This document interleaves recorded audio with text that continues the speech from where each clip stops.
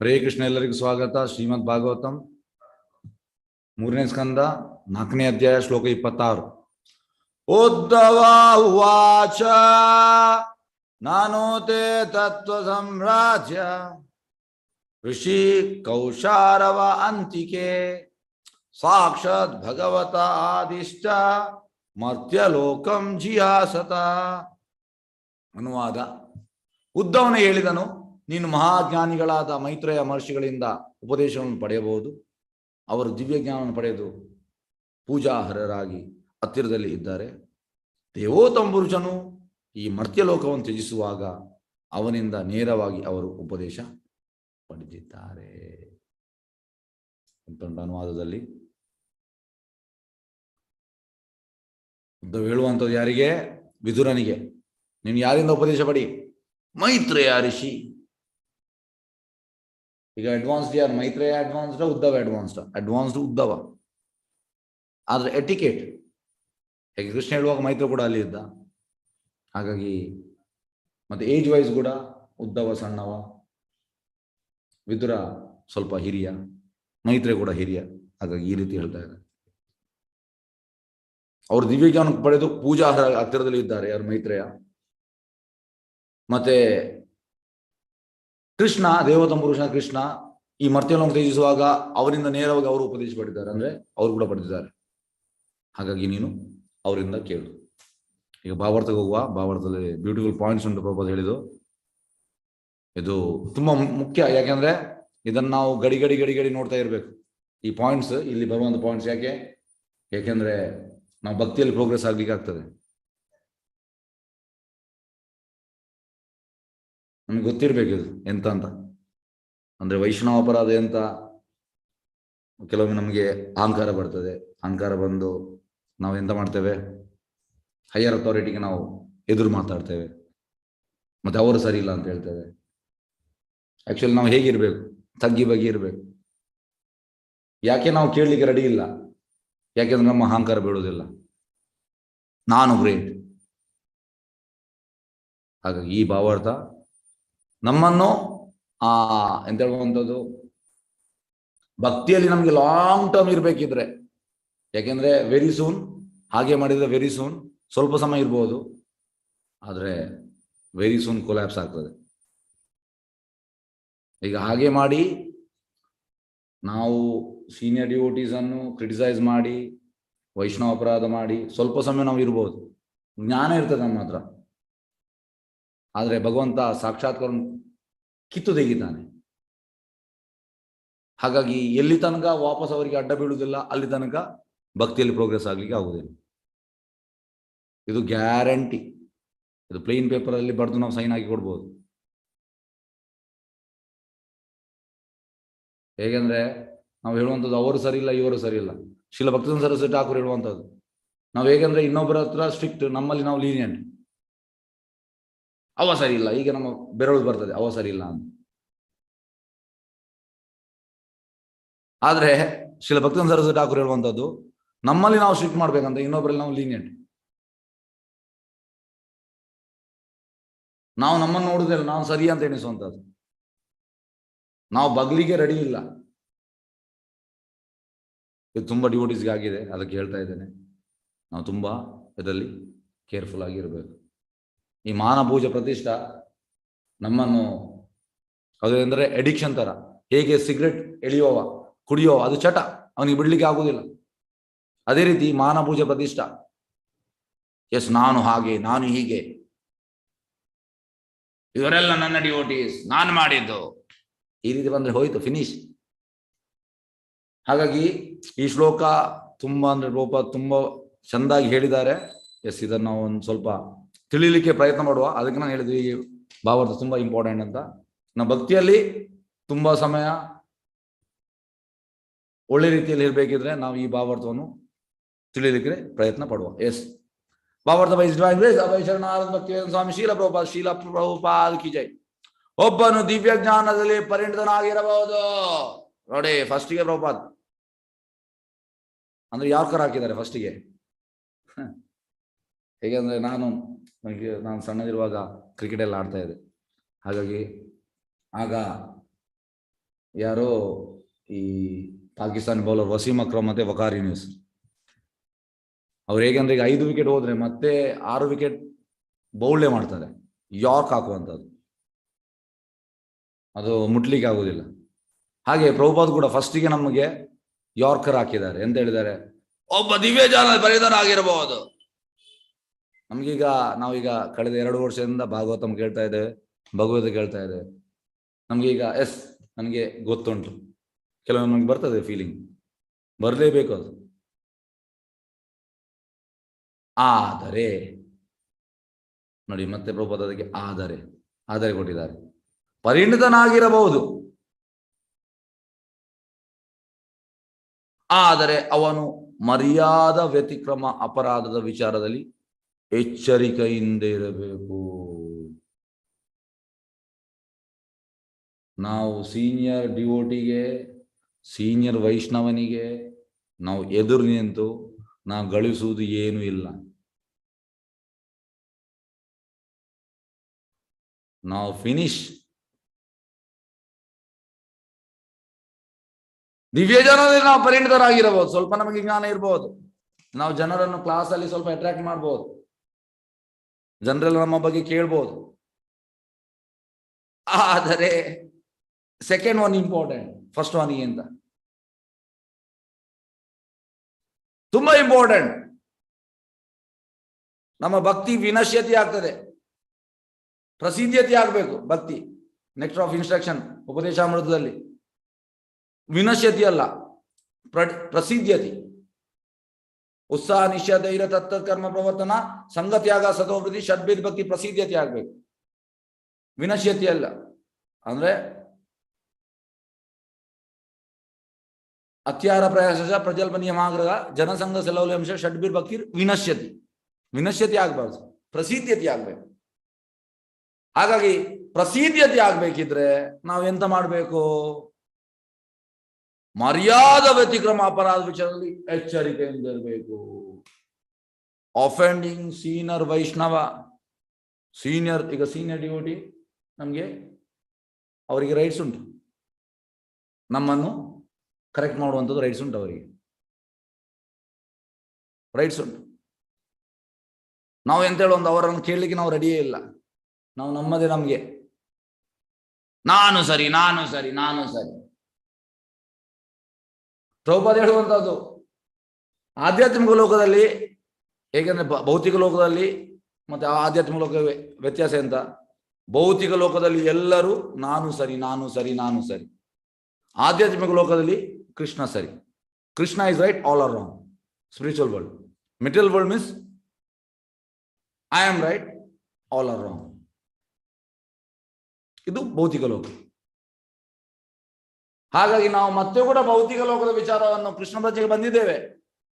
Higher authority ನಮ್ಗೆ ಇದು ಮಾಡುವಾಗ ನಾವೆಂತ ಮಾಡುವಂಥದ್ದು, ನಾನು ಸರಿ. ಬಗ್ಲಿಕ್ಕೆ ರೆಡಿ ಇಲ್ಲ, ನಾವು ತಲೆಯನ್ನು ಕೆಳಗೆ ಮಾಡಲಿಕ್ಕೆ ಇಲ್ಲ.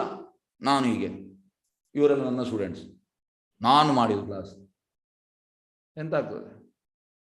ಆಕ್ಚುಲಿ ಎಲ್ಲರೂ ರಾಧಾ ಗೋವಿಂದ ಸ್ಟೂಡೆಂಟ್ಸ್, ನಿಮ್ಮ ಸ್ಟೂಡೆಂಟ್ಸ್ ಅಲ್ಲ ಯಾರು. ರಾಧಾ ಗೋವಿಂದ್ ನಮಗೆ ಪ್ಲಾಟ್ಫಾರ್ಮ್ ಕೊಟ್ಟಿದ್ದಾರೆ, ಸೀನಿಯರ್ ವೈಷ್ಣವ ಇದ್ದಾರೆ, ಸೀನಿಯರ್ ಡ್ಯೂಟಿ ಇದ್ದಾರೆ, ಅವರ ಮಾರ್ಗದರ್ಶನ ನಾವು ಹೋಗ್ಬೇಕು. ಹಾಗಾಗಿ ನಾವು ಅಪರಾಧ ಮಾಡಿದ್ರೆ ಫಿನಿಶ್.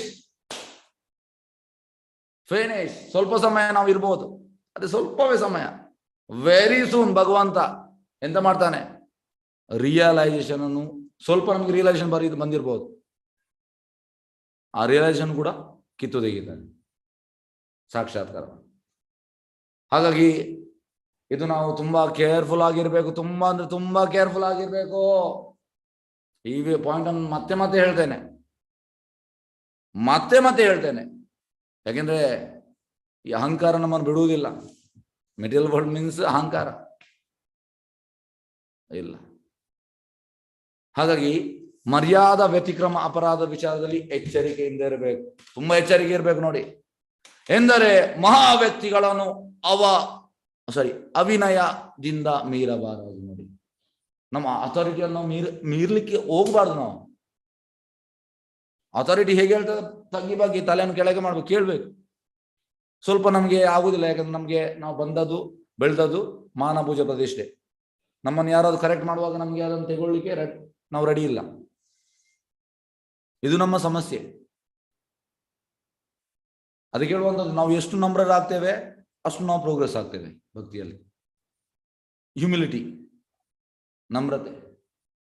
ಈಗ ನಾವು ಕ್ಲಾಸ್ ಮಾಡುವಂಥದ್ದು ನಮ್ಮಲ್ಲಿ ನಮ್ರತೆ ಇಲ್ಲ, ಮತ್ತೆ ನಾವು ಎಂತ ಕ್ಲಾಸ್ ಮಾಡುವಂಥದ್ದು?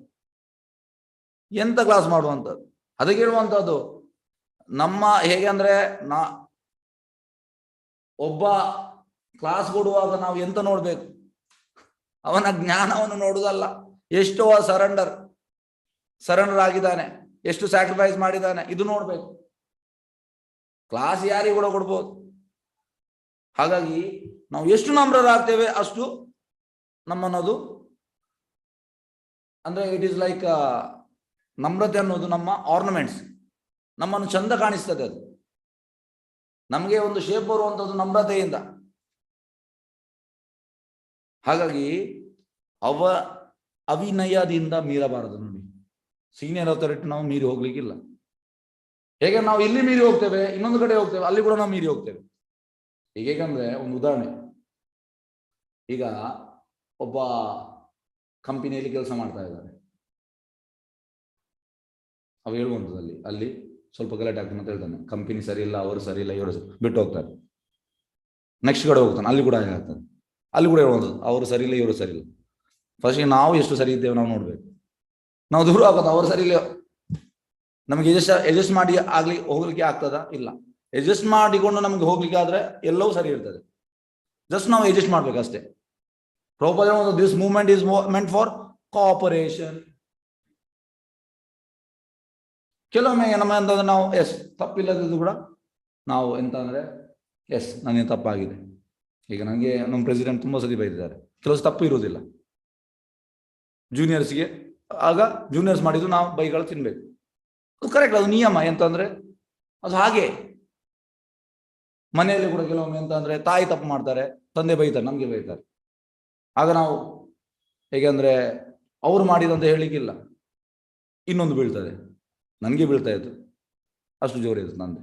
ಹಾಗೆ ನಾವು ಹೇಗಂದ್ರೆ ಸಹಿಸ್ಕೊಂಡು ಹೋಗ್ಬೇಕು, ಇದು ಕ್ರಮ. ಹಾಗಾಗಿ ನಾವು ಮೀರಬಾರದು. ಶಾಸ್ತ್ರ ದೇಶಗಳ ಪ್ರಕಾರ ಮರ್ಯಾದಾ ವ್ಯತಿಕ್ರಮ ನಿಯಮವನ್ನು ಮೀರಬೇಕಾದ್ರೆ ಅತಿ ಎಚ್ಚರಿಕೆಯಿಂದ ಇರ್ಬೇಕು. ನೋಡಿ, ತುಂಬಾ ಕೇರ್ಫುಲ್ ಆಗಿರ್ಬೇಕು ನಾವು. ಅಂದ್ರೆ ನಮ್ಮ ತಲೆಯಲ್ಲಿ ಇರಬೇಕು, ನಾನು ಭಕ್ತಿಯಲ್ಲಿ ನನಗೆ ಪ್ರೋಗ್ರೆಸ್ ಆಗಬೇಕು, ನನಗೆ ಡಿಗ್ರೇಡೇಷನ್ ಆಗ್ಲಿಕ್ಕೆ ನನಗೆ ಇಚ್ಛೆ ಇಲ್ಲ, ಇದು ತಲೆಯಲ್ಲಿ ಇರಬೇಕು. ಏಕೆಂದ್ರೆ ಹಾಗೆ ಮಾಡುವುದರಿಂದ ಆಯುಷ, ಐಶ್ವರ್ಯ, ಕೀರ್ತಿ, ಪುಣ್ಯ ಮತ್ತು ಜಗತ್ತಿನ ಆಶೀರ್ವಾದಗಳನ್ನು ಕಳೆದುಕೊಳ್ಳಬೇಕಾಗುತ್ತದೆ. ಎಲ್ಲ ಹೋಗ್ತದಂತೆ. ಕ್ರಿಟಿಸೈಸಿಂಗ್ ವೈಷ್ಣವ, ಕ್ರಿಟಿಸೈಸಿಂಗ್ ಡಿವೋಟೀಸ್ ಎಲ್ಲ ಹೋಯಿತು. ದಿವ್ಯ ವಿಜ್ಞಾನದಲ್ಲಿ ಪರಿಣತನಾಗಲು ಆಧ್ಯಾತ್ಮ ವಿಜ್ಞಾನದ ತಂತ್ರಗಳ ಅರಿವು ಅವಶ್ಯ. ಉದ್ದವನು ಎಲ್ಲ ದಿವ್ಯ ವಿಜ್ಞಾನ ತಂತ್ರಗಳನ್ನು ಪರಿಣಿತನಾಗಿದ್ದು. ನೋಡಿ, ಎಲ್ಲ ಗೊತ್ತಿತ್ತು ಅವನಿಗೆ. ಯಾರಿಗೆ? ಉದ್ದವನಿಗೆ ದಿವ್ಯಜ್ಞಾನ ತಂತ್ರ. ಆದರೂ ಅವನು ವಿದುರನಿಗೆ ದಿವ್ಯಜ್ಞಾನ ಪಡೆಯಲು ಮೈತ್ರ ಋಷಿಯನ್ನು ಕಾಣುವಂತೆ ಸಲಹೆ ಮಾಡಿದ. ಅವನಿಗೆಲ್ಲ ಗೊತ್ತಿತ್ತು. ವಿದುರನಿಗೆ ಹೇಳ್ತಾನೆ, ನೀನು ಮೈತ್ರ ಹತ್ರ ಹೋಗು. ವಿದುರನು ಉದ್ದವನನ್ನು ತನ್ನ ಗುರುವೆಂದು ಸ್ವೀಕರಿಸು ಅಪೇಕ್ಷಿಸ. ವಿದುರನಿಗೆ ಎಂತ ಇಚ್ಛೆ ಇತ್ತು? ಉದ್ದವನನ್ನು ಗುರು ಅಂತ ಮಾಡ್ಲಿಕ್ಕೆ ಅವನಿಗೆ ಇಚ್ಛೆ ಇತ್ತು. ಆದರೆ ಇಲ್ಲ, ಮೈತ್ರನ ಹತ್ರ ಹೋಗು. ಅವು ಕೂಡ ಕೃಷ್ಣ ಹೇಳುವಾಗ ಅವು ಕೂಡ ಇದ್ದ, ಅವನ ಹತ್ರ ಕೇಳು. ಆದರೆ ಉದ್ದವನು ಆ ಪದವಿಯನ್ನು ಒಪ್ಪಿಕೊಳ್ಳಲಿಲ್ಲ. ಹೇಗೆ ಅಂದ್ರೆ, ಈಗ ಎಂತ ಆಗ್ತದಂದ್ರೆ, ಈಗ ನಾವು ಕ್ಲಾಸ್ ಮಾಡ್ಲಿಕ್ಕೆ ಸ್ಟಾರ್ಟ್ ಮಾಡ್ತೇವೆ, ಜನರೆಲ್ಲ ಹೇಳ್ತಾರೆ ಎಂತಂದ್ರೆ, ಎಸ್ ಪ್ರಭುಜಿ, ನೀವು ನಮ್ಮ ಗುರು ಗುರು ಗುರು. ಆಕ್ಚುಲಿ ಹಾಗೆ ಅಲ್ಲ. ಹೇಗೆ ಅಂದ್ರೆ, ಪ್ರಭುಪಾದ ಹೇಳುವಂಥದ್ದು, ಪ್ರಭುಪಾದ ಈ ಸನ್ಯಾಸ ದೀಕ್ಷೆ ಕೊಟ್ಟರು ಹನ್ನೊಂದು ಸನ್ಯಾಸಿಗಳಿಗೆ. ಪ್ರಭುಪಾದ ಹೇಳುವಂಥದ್ದು, ಐ ಮೇಡ್ ಯೂಸ್ ಸನ್ಯಾಸ, this is meant for preaching. ಅದೇ ರೀತಿ ನಮ್ಗೆ ಇಲ್ಲಿ ಅಥಾರಿಟಿ ನಮಗೆ ಕ್ಲಾಸ್ ಹೇಳಲಿಕ್ಕೆ ಹೇಳಿದ್ದಾರೆ, ಕ್ಲಾಸ್ ಮಾಡಲಿಕ್ಕೆ ನಾವು ಕ್ಲಾಸ್ ಮಾಡ್ತಾ ಇದ್ದೇವೆ. ಹಾಗಾಗಿ ಅದು ಬರುವಾಗ ಹೇಗೆ ಅಂದ್ರೆ, ನಮ್ಗೆ ರೆಸ್ಪೆಕ್ಟ್ ಬರುವಾಗ ನಾವು ಎಂತಂದ್ರೆ ಇಮಿಡಿಯೇಟ್ ಆಗಿ ಪ್ರಭುಪಾದ್ ಇದು ನಿಮ್ಗೆ ನಾವು ಸ್ವೀಕರಿಸಬೇಕಂದ್ರೆ, ಆದ್ರೆ ನಮ್ಮ ಮನಸ್ಸಲ್ಲಿ ಹೇಗಿರ್ಬೇಕಂದ್ರೆ, ಎಸ್ ಪ್ರಭುಪಾದ್ ಇದು ನಿಮ್ಗೆ, ಇದು ನಮ್ರತೆ. ಆದ್ರೆ ಕೆಲವೊಮ್ಮೆ ಎಂತ ಆಗ್ತದೆ, ಎಲ್ಲರೂ ಹೇಳುವಾಗ ಎಸ್ ನೀವು ಗುರು ಗುರು. ನಾವು ನಮ್ಮ ಈ ಎಂತ ಹೇಳುವ ಒಂದು ಕಾಲು ನೆಲದಲ್ಲಿ ಇರುವುದಿಲ್ಲ, ನಮ್ಗೆ ಅದು ಮದ ಬರ್ತದೆ. ಮದ ಬಂದು ನಾವು ಪತನಗೊಳ್ಳುವಂಥದ್ದು ಅಷ್ಟೇ, ಬೇರೆ ಏನೂ ಅಲ್ಲ. ಹಾಗಾಗಿ ಉದ್ದವ ಒಪ್ಪಿಕೊಳ್ಳಿಲ್ಲ ನೋಡಿ, ಒಪ್ಪಿಕೊಳ್ಬಾರ್ದು, ಅದು ಭಕ್ತನ ಲಕ್ಷಣ. ಆದ್ರೆ ಉದ್ದವನು ಆ ಪದವೇನು ಒಪ್ಪಿಕೊಳ್ಳಲಿಲ್ಲ. ವಿದುರನು ಉದ್ದವನ ತಂದೆಯಷ್ಟು ಹಿರಿಯನಾಗಿ ನೋಡಿ, ತುಂಬಾ ಎಲ್ಡರ್. ವಿದುರ ತಂದೆಯಷ್ಟು ಹಿರಿಯ ಆಗಿದ್ದಂತೆ, ಉದ್ದವನ ತಂದೆಯಷ್ಟು. ಆದ್ರೆ ಉದ್ದವನ ಅವನನ್ನು ತನ್ನ ಶಿಷ್ಯನನ್ನು ಸ್ವೀಕರಿಸಲಿಲ್ಲ. ವಿಶೇಷವಾಗಿ ಮೈತ್ರೇಯನು ಸಮೀಪದಲ್ಲಿ ಇದ್ದನು. ಯಾಕೆಂದ್ರೆ ಕೃಷ್ಣ ಹೇಳುವಾಗ ಮೈತ್ರಿ ಕೂಡ ಇದ್ದ. ಮೈತ್ರೇಯನಿಗೆ ತುಂಬಾ ಏಜ್ ಆಗಿತ್ತು. ಹಾಗಾಗಿ ಎಂತ ಮಾಡಿದವ, ದೊಡ್ಡ ವ್ಯಕ್ತಿಗಳು ಹತ್ತಿರದಲ್ಲಿರುವಾಗ ತಾನು ಸಮರ್ಥ ಹಾಗೂ ಪರಿಣತನಾಗಿದ್ದರೂ ಉಪದೇಶ ನೀಡಲು ತವಕ ಮಾಡಬಾರದು. ಹಾಗಾಗಿ ಕೆಲವೊಮ್ಮೆ ನಮಗೆ ಅದು ಹ್ಯಾಬಿಟ್ ಉಂಟು, ಬ್ಯಾಡ್ ಹ್ಯಾಬಿಟ್, ನಾವು ಇಮಿಡಿಯೇಟ್ ಆನ್ಸರ್ ಮಾಡುವಂಥದ್ದು ಇಲ್ಲ. ಸೀನಿಯರ್ ಡಿವೋಟೀಸ್, ಈಗ ಸನ್ಯಾಸಿ ಹೇಳುವಾಗ ಅಲ್ಲಿ ಸೀನಿಯರ್ ಡಿವೋಟೀಸ್ ಇರ್ತಾರೆ. ಎಂತಂದ್ರೆ ನಾವು ಸುಮ್ಮನೆ ಇರಬೇಕು. ನೀವು ನೋಡಿರ್ಬೋದು, ನಾವು ಅದನ್ನು ಫಾಲೋ ಮಾಡ್ತೇವೆ, ನಮಗೆ ಗೊತ್ತಿದ್ದು ಕೂಡ ನಾವು ಸುಮ್ಮನೆ ಇರ್ತೇವೆ. ಎಸ್ ನೀವು ಹೇಳಿ ಅಂತ, ಇದು ಎಟಿಕೇಟ್. ಇಮಿಡಿಯೇಟ್ ನಾವು ಇಲ್ಲ, ಹಾಗೆ ಹೇಳಲಿಕ್ಕೆ ಹೋಗ್ಲಿಕ್ಕಿಲ್ಲ, ಕ್ರಮ ಅದು. ನಾವು ಅಂದ್ರೆ ಎಷ್ಟು ತಗ್ಗಿ ಬಗ್ಗಿರ್ತೇವೆ ನೋಡಿ. ಇದೆಲ್ಲ ಅಂತಂದ್ರೆ ನಮ್ಮ ಹೇಗೆ ಅಂದ್ರೆ ನಮ್ಮ ಔಟರ್ ಬಿಹೇವಿಯರ್ ಇಂದ ನಾವು ಎಂತಂತ ಗೊತ್ತಾಗ್ತದೆ. ಜಾಸ್ತಿ ಬೇಕಂತಿಲ್ಲ, ಒಬ್ಬನ ಮುಖ ನೋಡುವಾಗ ಗೊತ್ತಾಗ್ತದೆ ಎಷ್ಟು ಅವನಿಗೆ ಅಹಂಕಾರ ಉಂಟ ಅಂತ. ಕೆಲವೊಮ್ಮೆ ಅದು ಕೂಡ ಗೊತ್ತಾಗ್ತದೆ ಯಾರಿಗೆ, ಸೀನಿಯರ್ ವೈಷ್ಣವಿಗೆ. ಹಾಗಾಗಿ ನಾವು ತುಂಬಾ ತಗ್ಗಿ ಬಗ್ಗೆ ಇರಬೇಕು, ತುಂಬಾ ಅಂದ್ರೆ ತುಂಬಾ. ಅದು ಭಕ್ತನ ಆರ್ನಮೆಂಟ್ ಅದು. ಹಾಗಾಗಿ ದೊಡ್ಡ ವ್ಯಕ್ತಿಗಳು ಹತ್ತಿರದಲ್ಲಿ ಇರುವಾಗ ತಾನು ಸಮರ್ಥ ಆಗೋ ಪರಿಣತನಾಗಿದ್ದರೂ ಉಪದೇಶ ನೀಡಲು ತವಕ ಪಡಬಾರದು, ಇದು ನಿಯಮವಾಗಿದೆ. ಆದ್ದರಿಂದ ಹಿರಿಯ ವ್ಯಕ್ತಿಯಾದ ವಿದುರನು ಮತ್ತೊಬ್ಬ ಹಿರಿಯ ವ್ಯಕ್ತಿಯಾದ ಮೈತ್ರೇಯನ ಒಳಗೆ ಕಳುಹಿಸಲು ಉದ್ದವನು ತೀರ್ಮಾನಿಸಿದನು.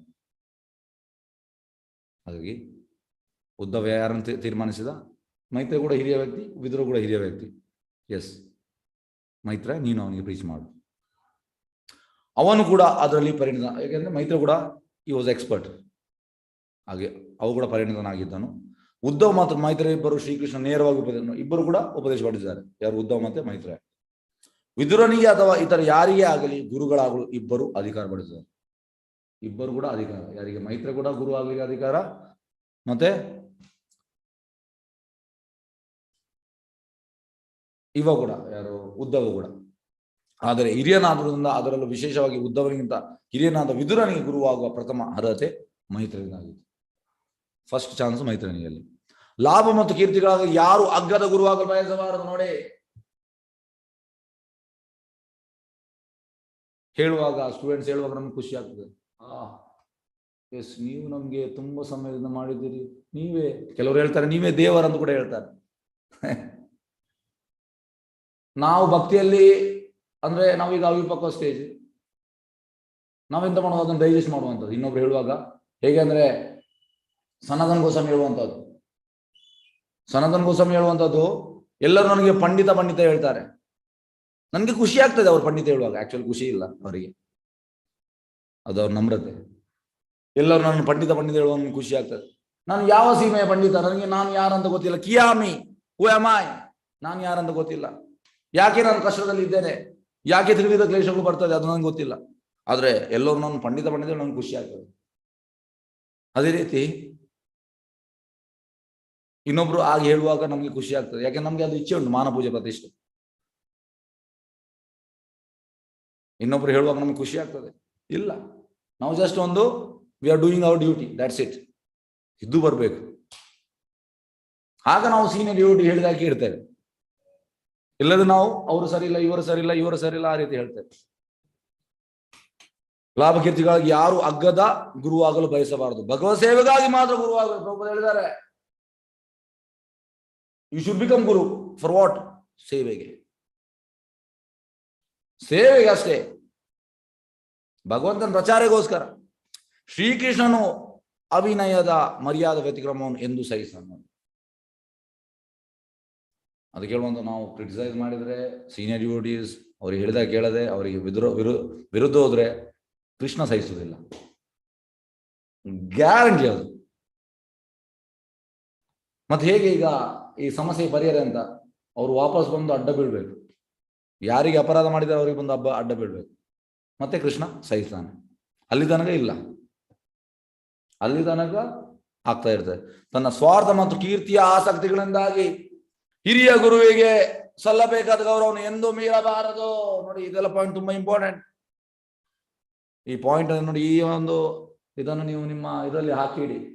ಎಂತಂದ್ರೆ ನಿಮ್ಮ ಮನೆಯಲ್ಲಿ ಎಲ್ಲಿ ನೀವು ಡೈಲಿ ಜಾಸ್ತಿ ನೋಡ್ತಾ ಇರ್ತೀರಿ, ಈ ಸೆಂಟೆನ್ಸ್ ಅನ್ನು ಹಾಕಿ ಇಡಿ. ಯಾಕೆಂದ್ರೆ ಇವತ್ತಲ್ಲ ನಾಳೆಗೆ ನಮ್ಗೆ ಇದು ಯೂಸ್ಫುಲ್ ಆಗ್ತದೆ. ಕೆಲವೊಮ್ಮೆ ನಮ್ಗೆ ಅಂದ್ರೆ ನಾವು ಭಕ್ತಿಯಲ್ಲಿ ಅಡ್ವಾನ್ಸ್ ಆಗ್ತಾ ಆಗ್ತಾ ಆಗ್ತಾ ನಾವು ಕೆಲವೊಮ್ಮೆ ಎಲ್ಲವನ್ನು ಮರಿಬಹುದು. ಆಗ ಇದು ಸೆಂಟೆನ್ಸ್ ಇರ್ಬೇಕಲ್ಲಿ.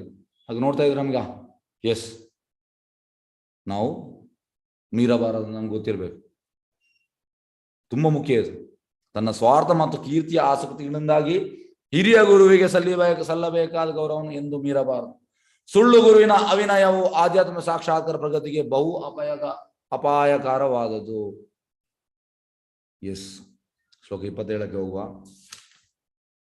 ಶ್ರೀ ಶುಕ ಉವಾಚ ಇತಿ ಸಹ ವಿದುರೇಣ ವಿಶ್ವಮೂರ್ತೆ ಗುಣಾಕತಯ ಸುದಯ ಪ್ಲಾವಿತ ಉರುತಾಪ ಕ್ಷಣಂ ಇವ ಪುಲೀನೆ ಯಮ ಸ್ವಸು ತಾಂ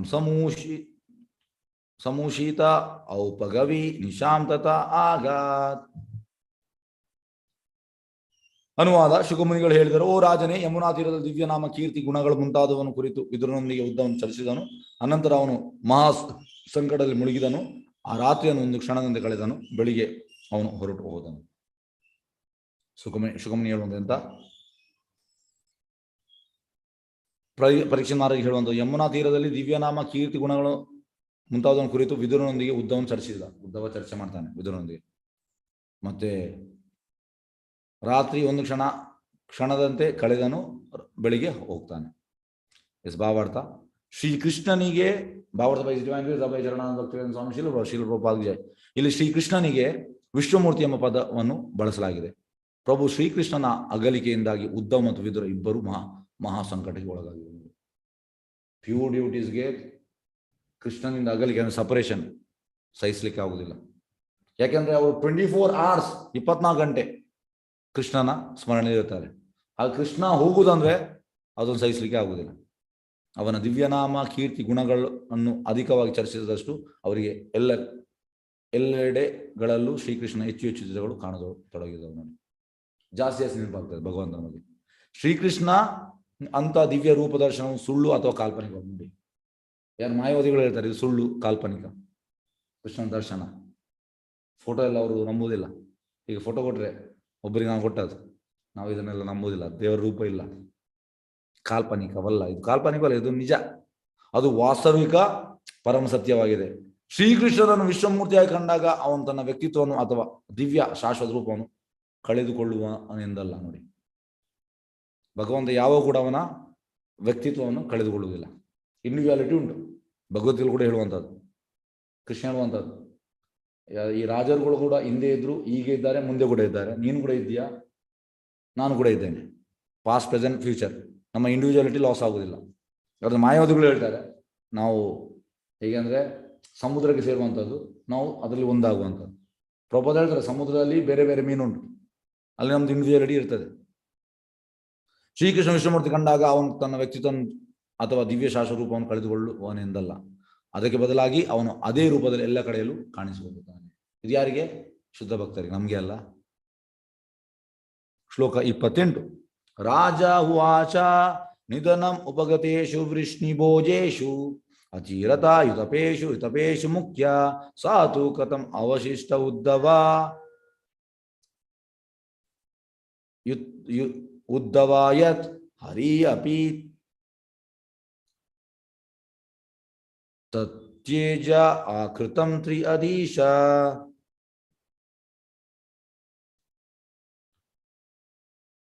ಎಸ್, ಅನುವಾದ. ರಾಜನು ಪ್ರಶ್ನಿಸಿದನು, 3 ಲೋಕಗಳ ಪ್ರಭುವಾದ ಶ್ರೀಕೃಷ್ಣ ಲೀಲೆಗಳ ಅಂತ್ಯವಾಯಿತು. ಮಹಾಸೇನಾನಿಗಳಲ್ಲಿ ಉತ್ತಮರಾದ ವಿಷ್ಣು ಮತ್ತು ಭೋಜವಂಶ ಜರು ಕಣ್ಮರೆಯಾದರು, ಅನಂತರ ಉದ್ದವನೊಬ್ಬನೇ ಉಳಿದದು ಏಕೆ? ನೋಡಿ, ಎಲ್ಲರೂ ಅವರ ಲೀಲೆ ಮುಗಿಸಿ ಬ್ಯಾಕ್ ಟು ಗಾಡೆಡ್ ಹೋಗಿದ್ದಾರೆ ಎಲ್ಲರೂ. ಲಾಸ್ಟಿಗೆ ಉದ್ದವ ಒಬ್ಬ ಯಾಕೆ ಉಳಿದದ್ದು ಇದನ್ನು ಕೇಳ್ತಾ ಇದ್ದಾರೆ. ಎಸ್, ಈಗ ಭಾವಾರ್ಥ ಅಭಯ ಚರಣ ಭಕ್ತಿವೇದಾಂತ ಸ್ವಾಮಿ ಶೀಲ ಪ್ರಭುಪಾದ್ಗೆ ಶೀಲ ಜೀವ ಗೋಸ್ವಾಮಿಯವರ ಪ್ರಕಾರ ನಿಧನಂ ಎಂದರೆ ಶ್ರೀಕೃಷ್ಣನ ದಿವ್ಯ ಸ್ಥಾನವಾಗಿದೆ. ಇಲ್ಲಿ ಅಂತ ಹೇಳಿದ್ರೆ ನಿಧನಂ ಅಂದ್ರೆ ಮರಣ, ಆದ್ರೆ ಜೀವ ಗೋಸ್ವಾಮಿ ಅಂತ ಹೇಳ್ತಾರೆ ಶ್ರೀಕೃಷ್ಣನ ದಿವ್ಯ ಸ್ಥಾನವಾಗಿದೆ. ನೀ ಎಂದರೆ ಅತ್ಯುನ್ನತ, ಧನಂ ಎಂದರೆ ಐಶ್ವರ್ಯ. ಏಕೆಂದ್ರೆ ಶ್ರೀಕೃಷ್ಣ ಧಾಮವು ದಿವ್ಯ ಐಶ್ವರ್ಯದ ಅತ್ಯುನ್ನತ ಅಭಿವ್ಯಕ್ತಿ. ಹಾಗಾಗಿ ನಿಧನಂ ಅಂದ್ರೆ ಅವರು ಹೋಗುವಂಥದ್ದು ಎಲ್ಲಿಗೆ? ಕೃಷ್ಣನ ಧಾಮಕ್ಕೆ. ಆದ ಕಾರಣ ಅವನ ಧಾಮವನ್ನು ನಿಧನಂ ಎಂದು ಕರೆಯಬಹುದಾಗಿದೆ. ಕೃಷ್ಣನ ಧಾಮವನ್ನು ನೀ ಅಂದರೆ ಅತ್ಯುನ್ನತ, ಧನಂ ಅಂದ್ರೆ ಐಶ್ವರ್ಯ, ಭಗವಂತ ಧಾಮವನ್ನು ನಿಧನಂ. ಈ ವ್ಯಾಕರಣ ವಿವರಣೆಯನ್ನು ಉಳಿದು ನಿಧನಂ ಪದದ ನಿಜವಾದ ಉದ್ದೇಶವೆಂದರೆ ವೃಷ್ಣಿ ಮತ್ತು ಭೋಜವಂಶದ ಎಲ್ಲ ಸದಸ್ಯರು ಶ್ರೀಕೃಷ್ಣ ನೇರ ಸಹಚರರಾಗಿದ್ದರು. ನೋಡಿ, ಕೃಷ್ಣನ ಅಸೋಸಿಯೇಟ್ಸ್ ಎಲ್ಲರೂ ವೃಷ್ಣಿ ಮತ್ತು ಭೋಜವಂಶದವರು ಅಸೋಸಿಯೇಟ್ಸ್, ನೇರ ಕ್ಲೋಸ್ ಅಸೋಸಿಯೇಟ್ಸ್. ಮತ್ತು ಅವನ ಲೀಲೆಗಳ ಅಂತ್ಯದಲ್ಲಿ ಆ ಎಲ್ಲ ಸಹಚರರನ್ನು ದಿವ್ಯಧಾಮದಲ್ಲಿ ಅವರವರ ದಿವಸಕ್ಕೆ ಕಳಿಸಲಾಗಿದೆ. ಕೃಷ್ಣನ ಲೀಲೆ ಮುಗಿದ ಕೂಡಲೇ ಕೃಷ್ಣನ ಎಲ್ಲ ಅಸೋಸಿಯೇಟ್ ಕೂಡ ಅಲ್ಲಿಗೆ ಹೋಗ್ತಾರೆ. ಶ್ರೀಲ ವಿಶ್ವನಾಥ ಚಕ್ರವರ್ತಿ ಠಾಕೂರರು ಆ ಕೃತಂ ಎಂಬುದಕ್ಕೆ ಲೀಲೆಗಳು ಎಂದು ಅರ್ಥ ಮಾಡುತ್ತಾರೆ. ಆ ಎಂದರೆ ಸಂಪೂರ್ಣ, ಕೃತಂ ಅಂದರೆ ದಿವ್ಯ ಲೀಲೆಗಳು. ಆ ಕೃತಂ ಅಂದರೆ ಭಗವಂತನ ಸಂಪೂರ್ಣ ದಿವ್ಯ ಲೀಲೆ. ಶ್ರೀಕೃಷ್ಣನು ತನ್ನ ದಿವ್ಯ ಶರೀರವೇ ಆಗಿರುವುದರಿಂದ ದೇಹದ ಪರಿವರ್ತನೆ ಅಥವಾ ತ್ಯಾಗದ ಪ್ರಶ್ನೆ ಇರುವುದು. ಭಗವಂತ ಬರುವಂಥದ್ದು ಸಚ್ಚಿದಾನಂದ ದೇಹದಲ್ಲಿ, ಮತ್ತೆ ಹಾಗೆ ಹೋಗುವಂಥದ್ದು. ಭಗವಂತನ ಶರೀರ ಕ್ಷಯಿಸುವುದಿಲ್ಲ, ನಮ್ಮ ಶರೀರ ಕ್ಷಯಿಸುವಂಥದ್ದು. ಹಾಗಾಗಿ ಭಗವಂತನ ದೇಹ ದಿವ್ಯ ದೇಹ, ನೋಡಿ ದಿವ್ಯ ಶರೀರ. ತ್ಯಾಗದ ಪ್ರಶ್ನೆ ಇರುವುದಿಲ್ಲ. ಭೌತಿಕ ಪ್ರಪಂಚದ ನಿಯಮಗಳು ಮತ್ತು ಸಂಪ್ರದಾಯಗಳಿಗೆ ಅನುಗುಣವಾಗಿ ಭಗವಂತ ಜನಿಸುವಂತೆ ಅಥವಾ ದೇಹ ತ್ಯಾಗ ಮಾಡುವಂತೆ ತೋರುತ್ತದೆ. ನಮಗೆ ಎಷ್ಟು ಕಾಣ್ತದೆ ಅಷ್ಟೇ, ಆದರೆ ಅದು ಹಾಗೆ ಅಲ್ಲ. ಆದರೆ ಭಗವಂತನ ಶುದ್ಧ ಭಕ್ತರು ನಿಜ ಸಂಗತಿ ಚೆನ್ನಾಗಿ ಅರಿತಿರುತ್ತಾರೆ. ಶುದ್ಧ ಭಕ್ತರಿಗೆ ಗೊತ್ತಿರುತ್ತದೆ ಕೃಷ್ಣ ಸಚ್ಚಿದಾನಂದ ದೇಹದಲ್ಲಿ ಬಂದಿದ್ದಾನೆ, ಮತ್ತೆ ಹಾಗೆ ಹೋಗುವಂಥದ್ದು. ಆದರೆ ಈ ಮೂರ್ಖರು ಕೃಷ್ಣ ಕೂಡ ಬಂದ ಸತ್ತ ಈ ರೀತಿ ಎಲ್ಲ ಹೇಳ್ತಾರೆ. ಮೂರ್ಖತನ ಅದು. ನೋಡಿ, ಶುದ್ಧ ವೈಷ್ಣವನಿಗೆ ಇದು ಕೇಳಲಿಕ್ಕೆ ಆಗುವುದಿಲ್ಲ. ಕೃಷ್ಣ ಇದು ಮಾಡಿದಂದ್ರೆ ಇಮಿಡಿಯೇಟ್ ಅಂದ್ರೆ ಸಿಟ್ಟು ಬರ್ತದೆ. ಅದಕ್ಕೆ ಈ ನಿರಾಕಾರವಾದಿಗಳು, ಮಾಯಾವಾದಿಗಳು ಹೇಳುವುದನ್ನು ವೈಷ್ಣವನಿಗೆ ಸಿಟ್ಟು ಬರ್ತದೆ. ಭಗವಂತ ಎಂತ ಇದು ಮಾಡುವಂಥದ್ದು, ಭಗವಂತನ ಬಗ್ಗೆ ತಪ್ಪು ಹೇಳ್ತಾರೆ. ಭಗವಂತ ಸಚ್ಚಿದಾನಂದ ದೇಹದಲ್ಲಿ ಬಂದದ್ದು, ಸಾವು ಅನ್ನೋದು ಭಗವಂತನಿಗಿಲ್ಲ. ಆದ್ದರಿಂದ ಶ್ರೀಮದ್ ಭಾಗವತದ ಶ್ರದ್ಧಾಯುಕ್ತ ವಿದ್ಯಾರ್ಥಿಗಳು ಜೀವಗೋಸ್ವಾಮಿ ಮತ್ತು ವಿಶ್ವನಾಥ ಚಕ್ರವರ್ತಿಗಳಂತ ಮಹಾನ್ ಆಚಾರ್ಯನ ಟಿಪ್ಪಣಿ ಮತ್ತು ವ್ಯಾಖ್ಯಾನಗಳನ್ನು ಅನುಸರಿಸುವುದು ಅವಶ್ಯವಾಗಿದೆ. ಹಾಗೆ ನಾವು ಯಾರನ್ನು ಫಾಲೋ ಮಾಡಬೇಕು? ಪ್ರಭುಪಾದ ಹೇಳ್ತಾರೆ ಜೀವಗೋಸ್ವಾಮಿ ಮತ್ತು ವಿಶ್ವನಾಥ ಚಕ್ರವರ್ತಿ ಅವರೆಂತ ಹೇಳ್ತಿದ್ದಾರೆ, ಭಗವಂತ ಸಚ್ಚಿದಾನಂದ ದೇಹದಲ್ಲಿ ಬಂದದ್ದು. ಇದನ್ನು ಒಪ್ಬೇಕಂತೆ, ನಾವು ಅನುಸರಣೆ ಮಾಡ್ಬೇಕು. ನಾವು ಭಗವದ್ ಭಕ್ತರಲ್ಲದ ಇತರರಿಗೆ ಅಂತ ಆಚಾರ್ಯ ವಾಕ್ಯ ಮತ್ತು ವಿವರಣೆಗಳು ವ್ಯಾಕರಣದ ಶಬ್ದ ಆಡಂಬರದಂತೆ ತೋರಬಹುದು. ಆದರೆ ಯಾರು ಭಗವದ್ ಭಕ್ತರಲ್ಲ ಅವರಿಗೆ ಇದರ ಮೇಲೆ ನಂಬಿಕೆ ಇಲ್ಲ. ಯಾರ ಮೇಲೆ? ಜೀವಗೋಸ್ವಾಮಿ ಮತ್ತೆ ವಿಶ್ವನಾಥ ಚಕ್ರವರ್ತಿ ಅವರ ಇದರ ಮೇಲೆ ಅವರಿಗೆ ನಂಬಿಕೆ ಇಲ್ಲ. ಅದು ಯಾರು? ಮಾಯಾವಾದಿಗಳು, ನಿರಾಕಾರವಾದಿಗಳು, ಅವರಿಗೆ ನಂಬಿಕೆ ಇಲ್ಲ. ಆದರೆ ಶಿಷ್ಯ ಪರಂಪರೆ ಮಾರ್ಗದಲ್ಲಿ ಬಂದ ವಿದ್ಯಾರ್ಥಿಗಳಿಗೆ ಆ ಮಹಾ ಆಚಾರ್ಯ ವಿವರಣೆಗಳು ಅತ್ಯಂತ ಸೂಕ್ತವಾಗಿವೆ. ನಾವು ಅವ್ರು ಹೇಳಿದನ್ನು ನಂಬೇಕಂತೆ. ಯಾರು? ಜೀವಗೋಸ್ವಾಮಿ ವಿಶ್ವನಾಥ ಚಕ್ರವರ್ತಿ. ಉಪಗತೇಶು ಪದವು ಸಹ ಮಹತ್ವದಾಗಿದೆ. ವೃಷ್ಣಿ ಮತ್ತು ಭೋಜವಂಶದ ಅವರೆಲ್ಲರೂ ನೇರವಾಗಿ ಭಗವಂತನ ಧಾಮವನ್ನು ಸೇರಿದರು. ವೃಷ್ಣಿ ಮತ್ತು ಭೋಜವಂಶ ಇಬ್ಬರು ಕೂಡ ಕೃಷ್ಣನ ಧಾಮಕ್ಕೆ ಸೇರಿದ್ದಾರೆ. ಇದರಲ್ಲಿ ಇನ್ನೊಂದು ಮಾತು ಇಲ್ಲ. ಅವ್ರ ಅಸೋಸಿಯೇಟ್, ಕ್ಲೋಸ್ ಅಸೋಸಿಯೇಟ್, ಸಂಗಾತಿಗಳು. ಇತರ ಭಕ್ತರು ನೇರವಾಗಿ ಭಗವಂತನ ಧಾಮವನ್ನು ಸೇರುವುದಿಲ್ಲ, ಉಳಿದವರು ಸೇರುವುದಿಲ್ಲ ಅಂತ. ಆದರೆ ಭಗವಂತನ ಶುದ್ಧ ಸಂಗಾತಿಗಳಿಗೆ ಭೌತಿಕ ಪ್ರಪಂಚದ ಯಾವ ಲೋಕಗಳು ಐಶ್ವರ್ಯವು ಆಕರ್ಷಕವಾಗಿರುವುದಿಲ್ಲ. ಕ್ಲೋಸ್ ಅಸೋಸಿಯೇಟ್, ಶುದ್ಧ ಸಂಗಾತಿಗಳಿಗೆ, ಅವರಿಗೆ ಭೌತಿಕ ಇದು ಆಕರ್ಷಣೆ ಆಗುವುದಿಲ್ಲ. ಭಗವಂತನ ಧಾಮಕ್ಕೆ ಉನ್ನತಿ ಹೊಂದಿದ ಭಕ್ತರು ಕೆಲವೊಮ್ಮೆ ಕುತೂಹಲದ ಕಾರಣವಾಗಿ ಭೂಮಿಗಿಂತ ಮೇಲಿರುವ ಭೌತಿಕ ಲೋಕಗಳ ಐಶ್ವರ್ಯ ಕೆಲ ಮಟ್ಟಿಗೆ ಆಕರ್ಷಿತರಾಗ್ತದೆ. ಹೇಗೆಂದ್ರೆ, ಈಗ ಸಪೋಸ್ ನಮ್ಗೆ ವೈಕುಂಠಕ್ಕೆ ಟಿಕೆಟ್ ಸಿಕ್ತು, ನಾವು ವೈಕುಂಠ ಟಿಕೆಟ್ ಸಿಗುವುದಾದ್ರೆ ಈಗ ಭೂಲೋಕದಲ್ಲಿ ಇದ್ದೇವೆ, ನಮ್ಮ ಮೇಲೆ ಭೂವರ್ಲೋಕ, ಸ್ವರ್ಗಲೋಕ, ಈ ಜನಲೋಕ, ತಪಲೋಕ, ಮಹರ್ಲೋಕ, ಬ್ರಹ್ಮಲೋಕ, ಮತ್ತೆ ಅದರ ಮೇಲೆ ದೇವಿಧಾಮ, ಮಹೇಶಧಾಮ, ಈ ರೀತಿ ಎಲ್ಲ ಸಿಗ್ತದೆ. ಇಲ್ಲಿಗಿಂತ ತುಂಬಾ ಆಕರ್ಷಣೆ ಉಂಟಂತೆ ಅಲ್ಲಿ. ನಮಗೆ ಸಪೋಸ್ ನಮಗೆ ಅಲ್ಲಿ ಆಕರ್ಷಣೆ ಬಂದ್ರೆ ನಾವು ಅಲ್ಲಿಯೇ ಹೋಗ್ತೇವೆ. ಹಾಗಾಗಿ ಇಲ್ಲಿ ಕೂಡ ಹೇಳೋದೇ, ಭಗವಂತನ ಧಾಮಕ್ಕೆ ಉನ್ನತಿ ಹೊಂದಿದ ಭಕ್ತರು ಕೆಲವೊಮ್ಮೆ ಕುತೂಹಲದ ಕಾರಣ ಭೂಮಿಗಿಂತ ಮೇಲಿರುವ ಭೌತಿಕ ಲೋಕಗಳ ಐಶ್ವರ್ಯ ಕೆಲವೊಂದು ಮಟ್ಟಿಗೆ ಆಕರ್ಷಿತರಾಗುತ್ತಾರೆ. ಹೀಗೆ ಪರಿಪೂರ್ಣತೆ ಎಡೆಗೆ ಹೋಗುವಾಗ ಅವನನ್ನು ನೋಡುವ ಅಪೇಕ್ಷೆ ಹೊಂದಿರುತ್ತಾರೆ.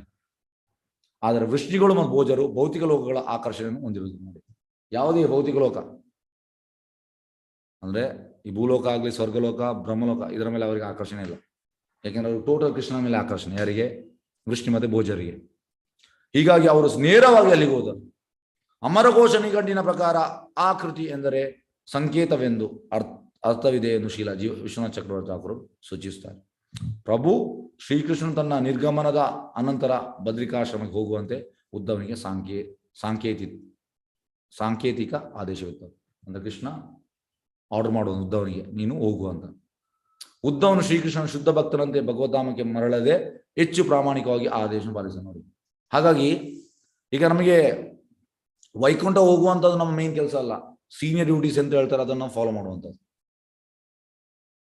ಕೆಲವೊಮ್ಮೆ ನಾವು ಎಂತ ಅಂದ್ರೆ ಅದರಲ್ಲಿ ನಾವು ನಿರತ ಆಗಿರುತ್ತೇವೆ. ಅದು ಹಾಗೆ ಅಲ್ಲ. ಹೇಗೆ ಅಂದ್ರೆ ಈಗ ಪ್ರಭುಪಾದ ವೃಂದಾವನದಲ್ಲಿರುವಾಗ ಅವರ ಪ್ಯೂರ್ ಡಿವೋಟಿ, ಅವ್ರಿಗೆ ಹೋಗ್ಬೋದಿತ್ತು ಎಂತ, ಅಲ್ಲಿ ಇದ್ದು ಭಜನ್ ಮಾಡಿ ಅವರು ಮರಳಿ ದೇವತೆ ಮನೆಗೆ ಹೋಗ್ತಾರೆ. ಆದ್ರೆ ಅವರಿಗೆ ಅವರ ಮೇನ್ ಉದ್ದೇಶ ಅಂತ 60-70 ಪ್ರಾಯದಲ್ಲಿ ಕಾರ್ಗೋ ಶಿಪ್ ಅಲ್ಲಿ ಹೋಗ್ತಾರೆ. 2 ಬಾರಿ ಅವರಿಗೆ ಹೃದಯಾಘಾತ ಆಗ್ತದೆ. ಹೋಗುದು ಯಾಕೆ? ಅವರು ಅವನ ಗುರುವಿದ ಆದೇಶ. ಹಾಗಾಗಿ ಮೇನ್ ಇದು ಸೀನಿಯರ್ ಡಿವೋಟೀಸ್ ನಾವು ಹೇಳಿದನ್ನು ಕೇಳಬೇಕು. ಇಲ್ಲಿ ಇವಾಗ ಕೇಳಿದ ನೋಡಿ, ಭಗವದ್ಧಾಮಕ್ಕೆ ಮರಳದೆ ಹೆಚ್ಚು ಪ್ರಾಮಾಣಿಕವಾಗಿ ಆದೇಶ ಪಾಲಿಸಿದನು. ಭೂಮುಖದಿಂದ ಶ್ರೀಕೃಷ್ಣ ನಿರ್ಗಮಿಸಿದ ನಂತರ ಅವನು ಒಬ್ಬನೇ ಉಳಿಯಲು ಇದೇ ಕಾರಣ. ಅಂದ್ರೆ executing the orders, that's it.